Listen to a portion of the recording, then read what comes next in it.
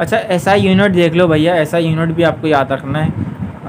Momentum का SI unit N होता है। पहले तो आपका स्क्रीनशॉट ले लो, और स्क्रीनशॉट लेने के बाद ही मैं आपको बताता हूँ। ये देखें आप, ये इसका भी स्क्रीनशॉट ले लें। ठीक है भाई, ले लिया आपने स्क्रीनशॉट। और एक चीज़ है, और इसका भी आप ले लें स्क्रीनशॉट। तो ये जो है वो आपको खुद ब खुद याद रखना पड़ेगा। मोमेंटम रेसिस्टिविटी का यूनिट जो होता है वो ओम मीटर होता है। लीनियर मोमेंटम का न्यूटन सेकंड होता है। ठीक है ना, तो ये भी आपको याद रखना पड़ेगा कि कभी कभी पूछ लिया जाता है लीनियर मोमेंटम, तो आप जो है वो न्यूटन भी टिक करके आ जाते हैं, जो कि गलत है बिल्कुल। और इस साल जो है वो आया था, लीनियर मोमेंटम का यूनिट पूछा गया था, कुछ लोगों ने न्यूटन टिक करके आ गए थे, तो बहुत गलत हुआ उनका। बेसिकली न्यूटन सेकंड है, इसके दरमियान आपको फ़र्क भी नज़र आ रहा होगा। और इसके कटा हुआ इसको छोड़ दें। इंटेंसिटी ऑफ साउंड का जो होता है यूनिट वॉट मीटर स्क्वायर होता है, बहुत इंपॉर्टेंट है ये भी। विस्कोसिटी का यूनिट बहुत इंपॉर्टेंट है, न्यूटन सेकंड। न्यूटन डॉट यहाँ पर है, डॉट न्यूटन डॉट सेकंड है ये, divide by metre square. 1 pascal का यूनिट होता है 1 newton divide by metre square, ये भी इम्पोर्टेंट है। ये सारी चीज़ें पूछी जाती हैं। और सरफेस टेंशन का देख लें, डाइंस डिवाइड बाय सेंटीमीटर होता है, या फिर ये यूनिट भी कहलाता है ERG, अर्ज divide by centimetre square.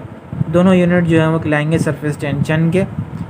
Dipole moment का ये होता है यूनिट, और इसकी जो डायपोल मोमेंट की वैल्यू होती है वो ये होती है 3.3 एक्सपोनेंट माइनस 30 सेंटीमीटर।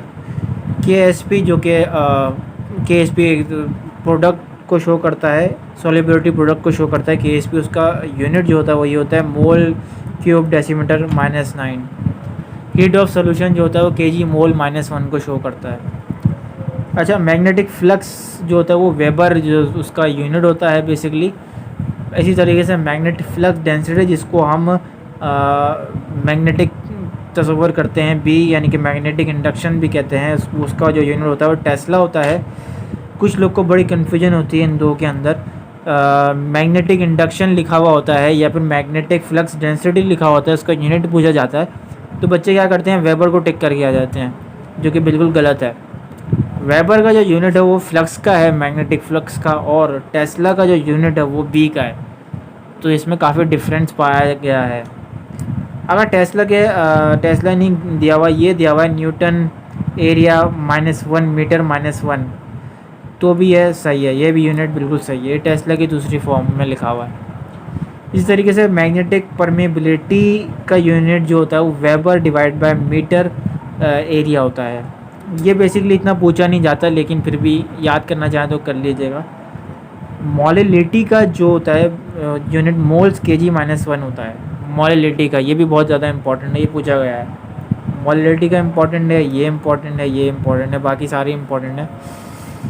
और एक चीज़ और जो कि बहुत ही इंपॉर्टेंट है वो है रेट ऑफ रिएक्शन, या फिर रेट कांस्टेंट, जिसको हम K से डिनोट करते हैं। उसका यूनिट तो बहुत ही इंपॉर्टेंट है, मोल डेसीमीटर -3 और S -1।